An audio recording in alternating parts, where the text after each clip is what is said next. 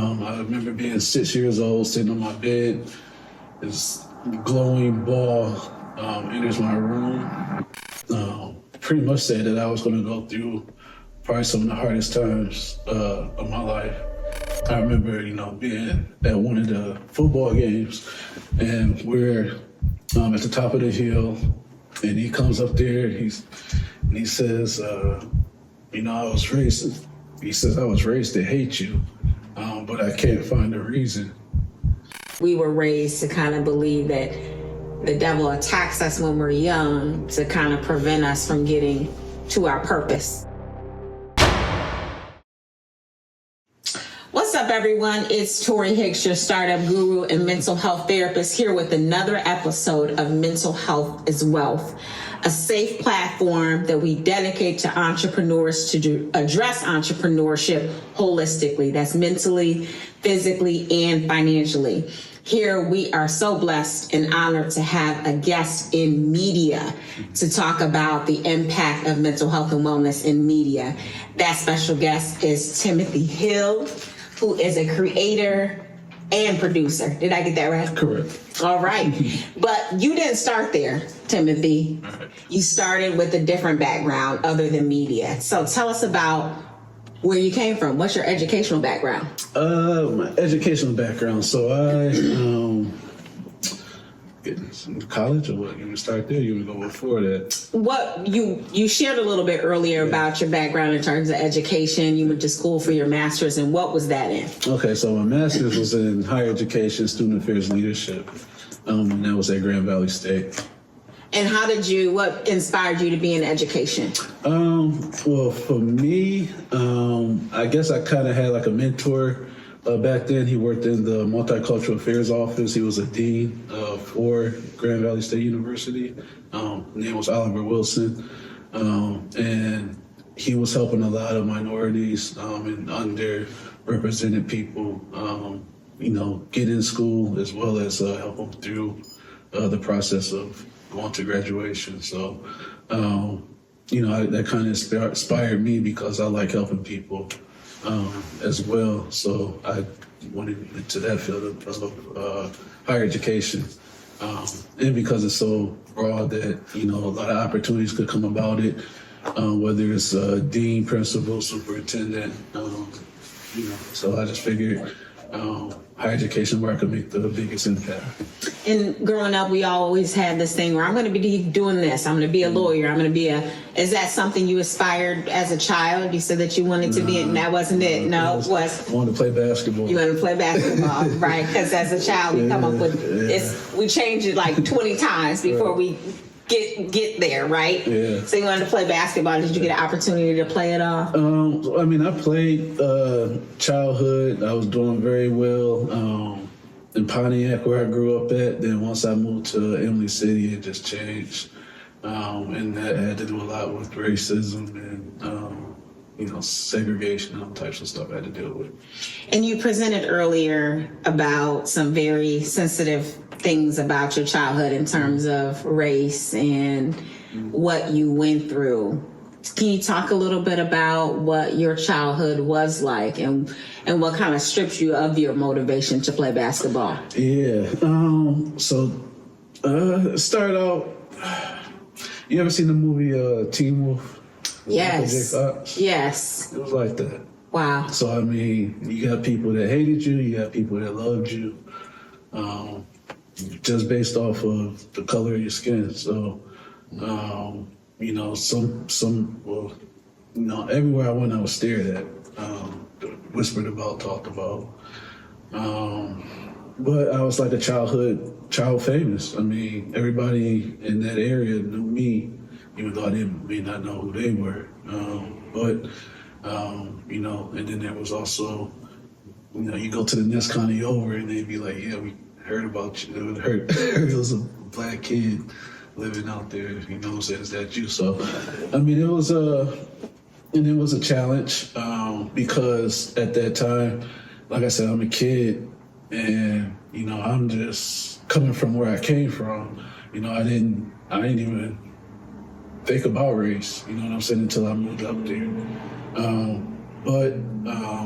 Yeah, I could say I got unmotivated because I didn't get the opportunities that most kids had, and that's pretty much because of my skin.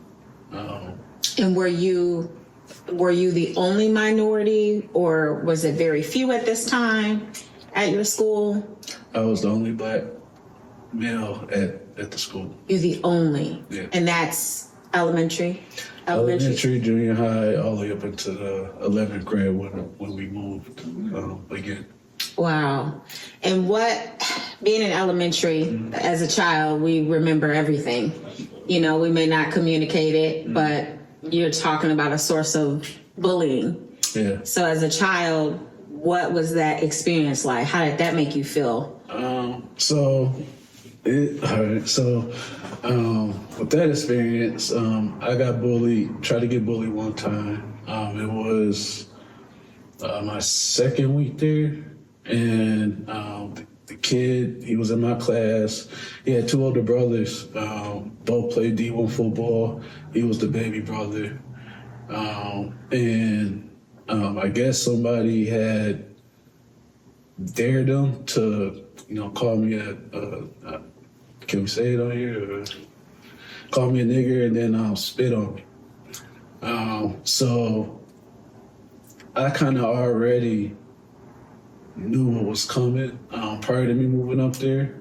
I had a experience when I was 6, and up until maybe a couple years ago, I thought it was an angel. But in learning more about it and hearing other people's experiences, they describe it as an orb. So I remember being 6 years old, sitting on my bed. This glowing ball enters my room, pretty much kind of playfully, like it's bouncing a little bit throughout the room, and then it just stays in motion, and no words or nothing are coming out, but it's communicating with me.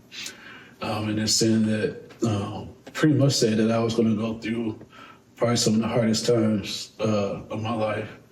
And if I stayed pretty much faithful to, what it was telling me to follow the instructions, I would be good. And actually it said that the world would be your oyster, meaning that I could pretty much just go anywhere in the world.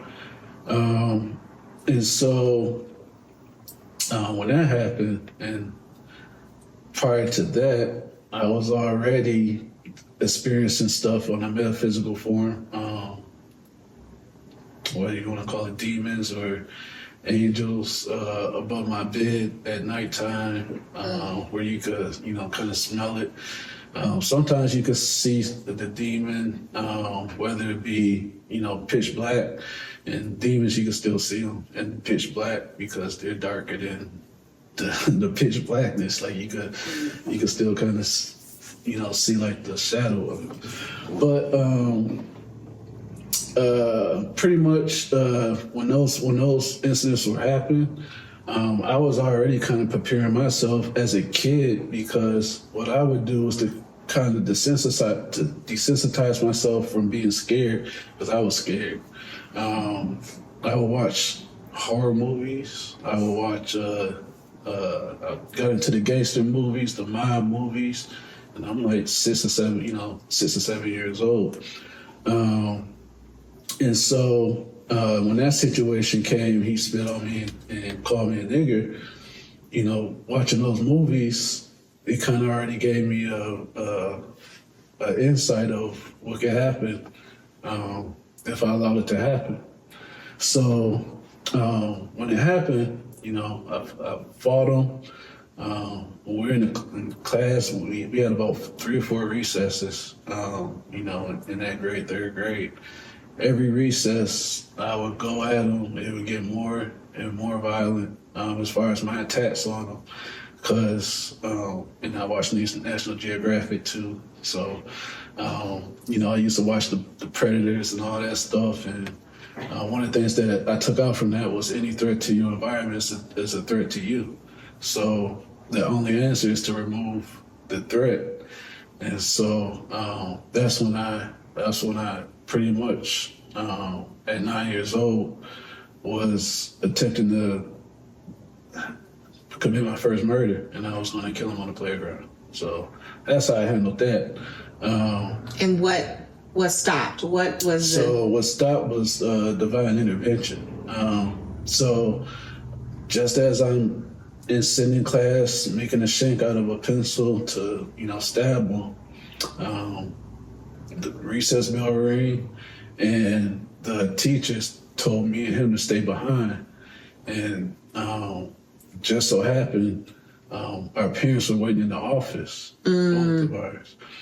And they said that they showed concerns because they said that, every recess it seemed like attached to get more violent, and they were concerned about him. Because my question was going to be, who's stopping this? Like, how is this happening time after time? There's no administration saying, hey. They got broke up, time after time, but I just went back at it. Okay, so you were more of the aggressor at this point after me. Yeah, I was the aggressor. And the intervention took place how long after this started? No, it was same day. This was going on. So like I said, every recess it get more and more into it, and I would be in there telling kids to come follow me because I wanted to make an example to where they wouldn't they wouldn't try it. Try me, right? So. So it's almost like it's you against the school. That's what it's feeling like. You're defending yourself against the school. Was there anyone that was kind of like on your side? Some of the kids were. Okay. Because they were being bullied by him too. So, they were following, and then, I go attack them. Later on, the kids would jump in behind me and start attacking them too. And that's when they started calling. They called our parents in because they saw other kids were starting to do it as well. And they thought he was going to get seriously hurt. So, but going back to that, they called us in. They said that, we noticed that the attacks are getting more and more violent, and we want to put a stop to it. And I told them what happened. I said, "You spit on me, call me a nigga." And I said, that's why I'm attacking him. They asked him, did he do it? He said yes. They asked him why. He said he was dared to. And once he did that, he apologized, which I felt was sincere, and I believed him. And we actually became cool. And yeah, and so, like I said, with him being like the biggest bully, ain't nobody really messed with me after that. Because they knew that if they was going to start with me, then they was going to have to start with him too. Wow. Yeah. So the bully became a best friend. Yes, in a way, yeah. And so after that, did things get better as you journeyed on through school? Not necessarily. Did you see any improvements? As far as the kids in the school, like I say, it was always a constant of the staring and the whispering. But the kids were pretty good for the most part. I did have one incident to where, I knew his parents was in the Klan. And I knew he wanted to have an issue with me, but he couldn't find one. And I remember, being at one of the football games, and we're at the top of the hill, and he comes up there, and he says, I was raised. He says, I was raised to hate you, but I can't find a reason. And then he says, I wish all black people were like you, or something like that. So, that was kind of powerful. And I see you tearing up a little bit. Yeah, because it's a lot of emotion with that. How were you feeling at that moment? At that moment, I think I felt a little relief as far as knowing that people could change. Yeah. Yeah. So, yeah, so moving past that, I mean, I had another incident. Become a teenager, start liking girls. I walk into class, there's a noose on my desk. So, yeah. You know, it's overwhelming to hear, and I'm not sure what your spiritual beliefs are, but we were raised to kind of believe that the devil attacks us when we're young to kind of prevent us from getting to our purpose. Right. You know, when we're young, because we're innocent and we don't quite know where we're going to be quite yet. Right. So those are those innocent times. And it sounds like that was an attack on you, because we're going to talk about in a minute how amazing you are right now. So those attacks sometimes come when we're young, unfortunately, to prevent us from getting to purpose. And you definitely have purpose in you. Yeah. So one thing that I had to develop was the fuck it attitude. And that's pretty much to where I'm not going to let nothing that they do stop me from, doing what I want to do. So, and that went both good and bad. Because, like I said, it's not that, I was just a victim while I was up there. I dealt it back. Like when they put that noose on my desk, I lost my virginity the next day in the cemetery. White people. So that was my response. That was how you felt. That's how I felt at that time. Like, fuck y'all, pretty much. Like,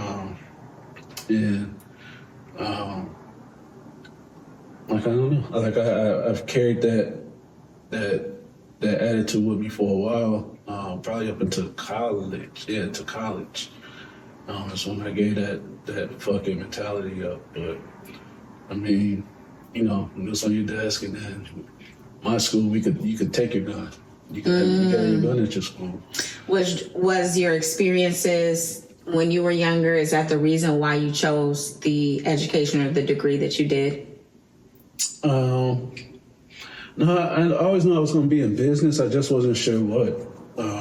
But I really chose that because I didn't like my first degree in hospitality. Like I said, we spoke earlier. I told you how I did really good in high school, and then I blew my first semester in college partying and not going to class. So as we all did. Yeah, I had to make up for it. But yeah, so I knew hospitality wasn't something that was going to get me to where I wanted to be per se.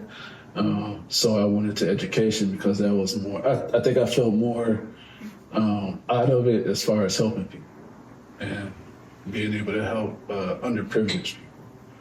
You mentioned that you kind of had the effect attitude up until you got to college. What made the shift for you? What changed? Because I know your heart now. What was it that changed? My son.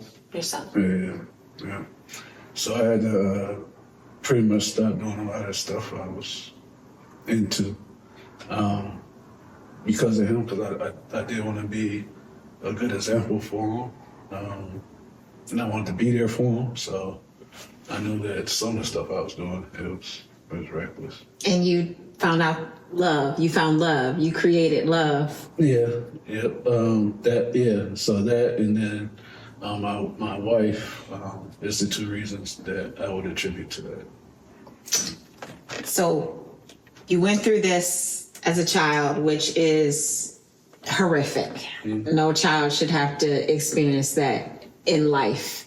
And unfortunately, it still goes on today. And you went to college and you pursued a degree. And how did you transition into media?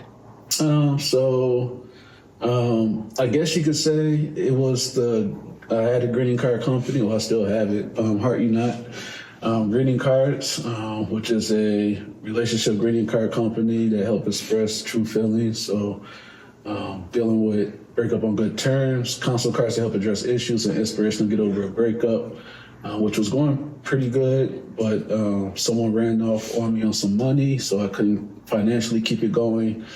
But I wanted to keep it alive. And so, communication with the greeting cards was in written form, and I pretty much just thought of a platform in which people could take the, maybe the issues that's in these greeting cards and express it, on a show form or a talk show format. And so, back then, me being me, I'm not someone that just gives information. I feel a lot more safer if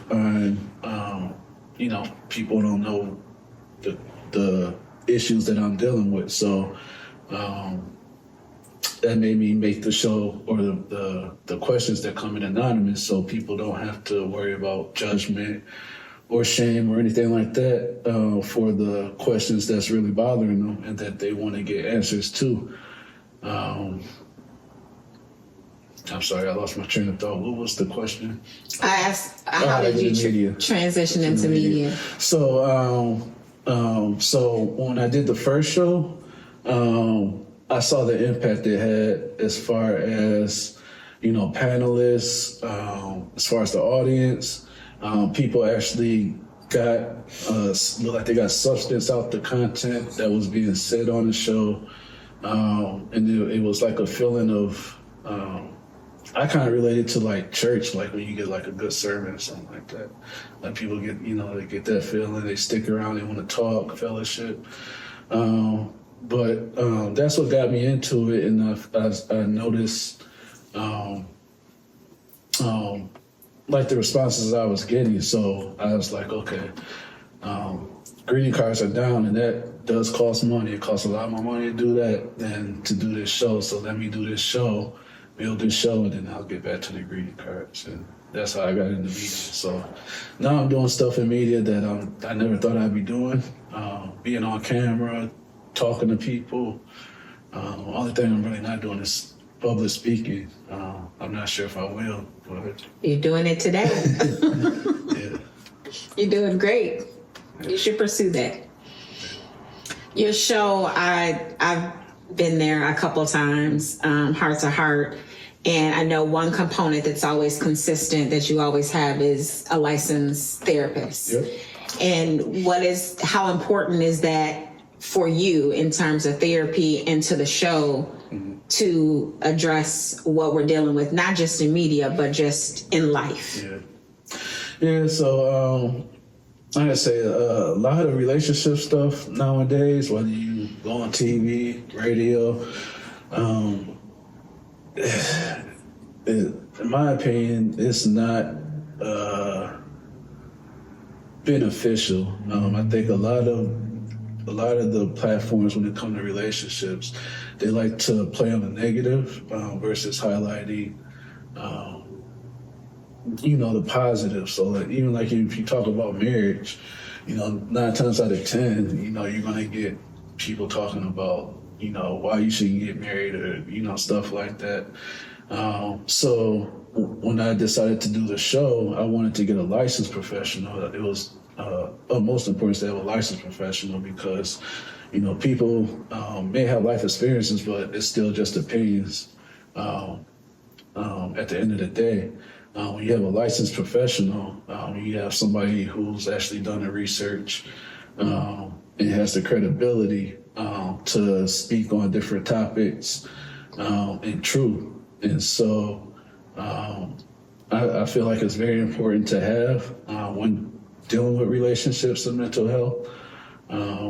And I've seen it to where, I've had panelists on with the mental health person as well on the panel, and I've seen panelists get more, out the show, actually hearing, some professional advice than just opinions from either audience members or other panelists. So, how important do you think that mental health and wellness is with careers in media? We lose a lot of actors, celebrities to suicide. Why is that? I know that it's stressful to be a part of any career that's that high profile, but what are some other reasons why that pressure is so intense. Yeah. I mean, I think once you get to a certain level, you have a lot of people to kind of please. Like if you're, if you're up there, then you got sponsors, you have probably people telling you what you should do or do more of. And I think a lot of what it pretty much stems down to is from the person not being their authentic self and trying to be someone who, like I say, either sponsors or whoever's doing the writing is trying to get them to be, and they're conflicted. I think that's where a lot of the substance abuse comes from when it comes to like drinking and stuff like that. Like they try to drink their issues away or whatever. But yeah. Is there a fear of being? Do you think that there's a major fear to being your authentic self?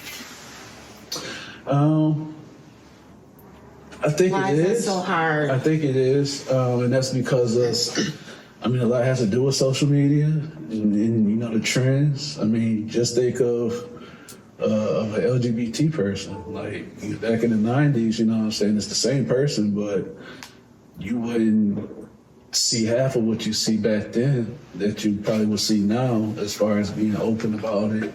And just being able to casually talk or be seen with their partner or whatever. So, I think that definitely has a bit to play in it, the authentic, and then I think, like I said, self-awareness too. So if a person's not highly self-aware about who they are, but portraying someone else, that's going to conflict them mentally.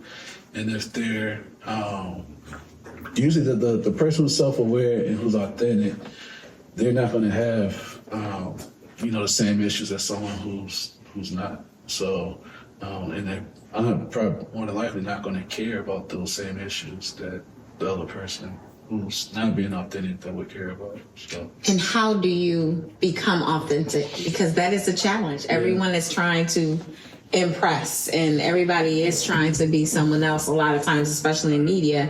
So how do you be authentic? Is it the effort, what you said earlier? I won't forget that. How do you become authentic? So I think it has to do a lot with separate. Like if you're dealing with trying to be authentic or not knowing who you are, separation, meaning taking time to yourself, meditating.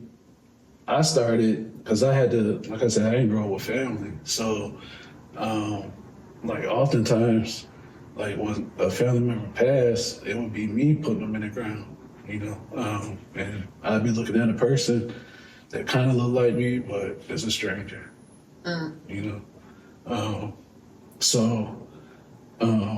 separation, being able to have that alone time to meditate. One of the things that helped me as well, research. So what I started doing is I started researching my mom and dad, and I would pay close attention to their characteristics.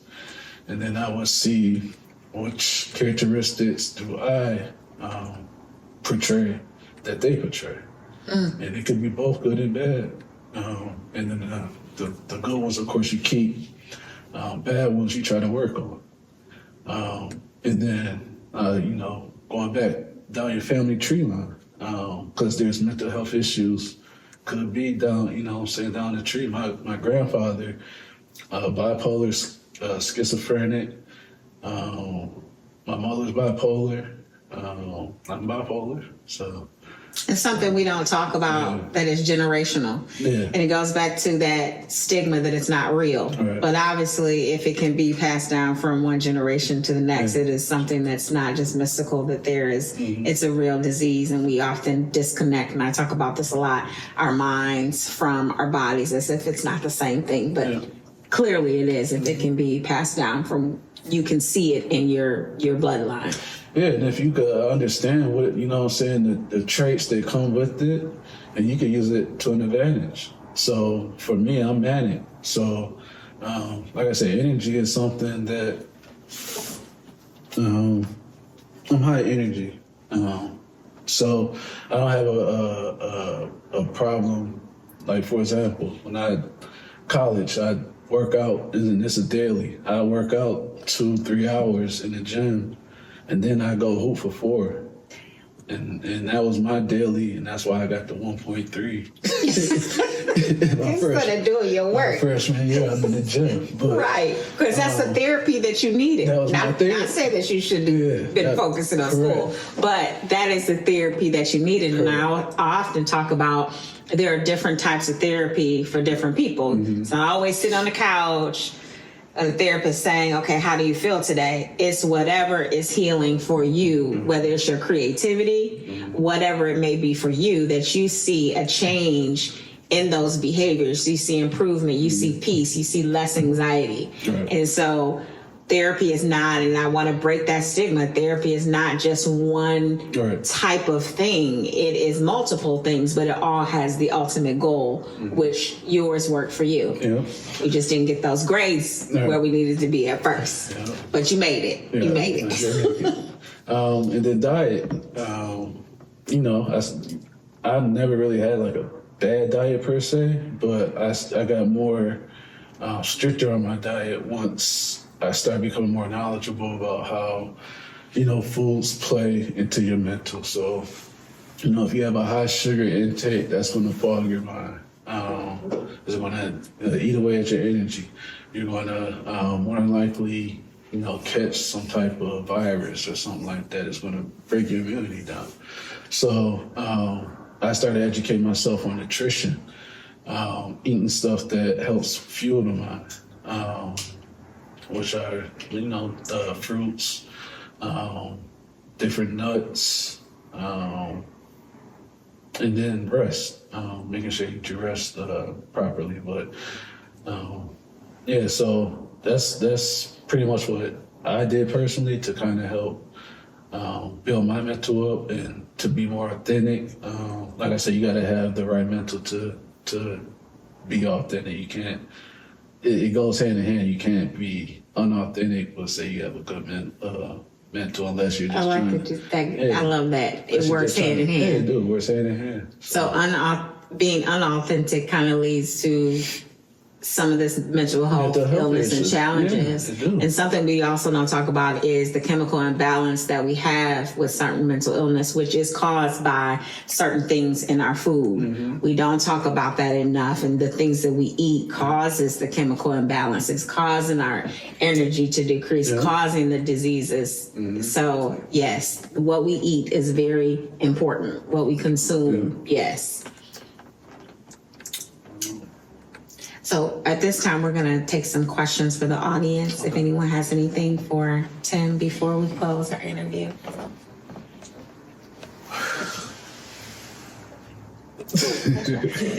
He was so good. I mean, he did. Yeah, that was definitely a great interview.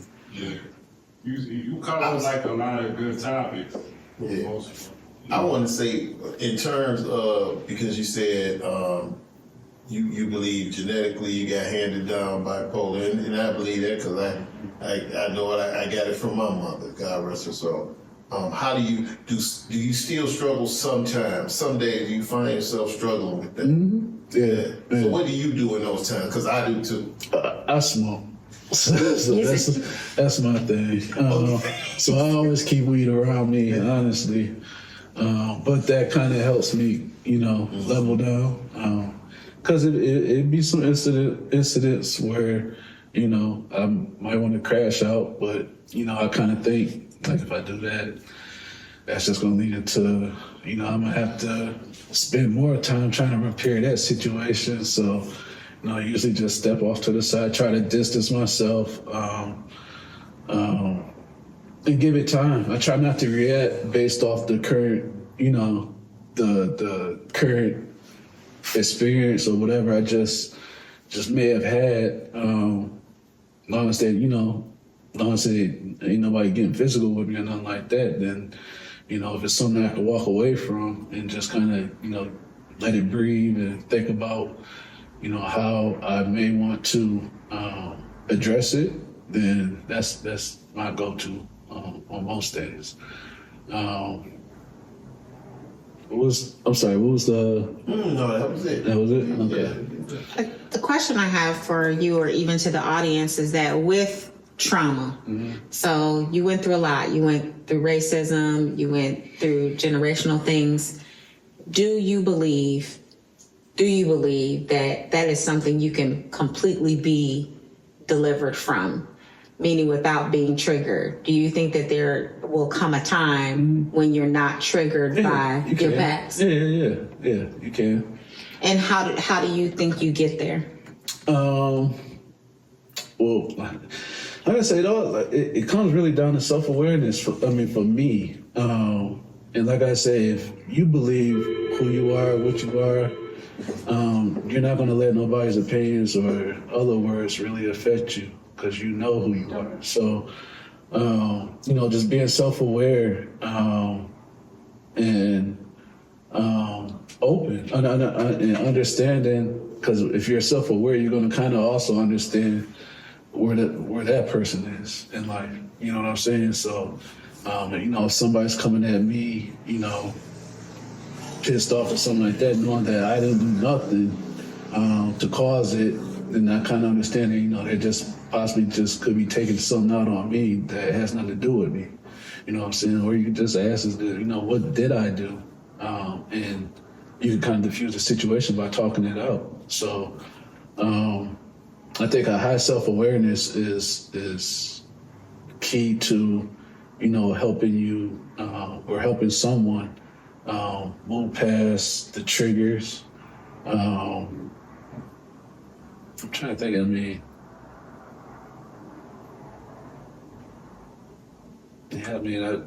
ain't gonna say stuff really triggered me. So like I said, I've heard people say racial slurs, and I don't, just react. I know who I'm dealing with, but right. You're self-aware. Yeah. So I think just trying to build your self-awareness, and that will take you a long way as far as dealing with people, and also in dealing with yourself. Because like I said, if you self-aware and if you know somebody's going to be there that could possibly trigger you, probably not worth going if you don't. If you know what I'm saying, if you could avoid it. So knowing yourself, why put yourself in that position knowing that it's going to be something that's going to trigger you. Definitely. Well, Tim, I thank you so much for your time. You have to let people know where they can follow you, especially your Heart to Heart, and when that is coming up, which is coming up very soon. Yes. And tell us a little bit about where we can find you. Okay, so you can find us on all social media, Heart to Heart Relationship Talk Show. That's HEART2, HEARTRTS. YouTube, Facebook, Instagram.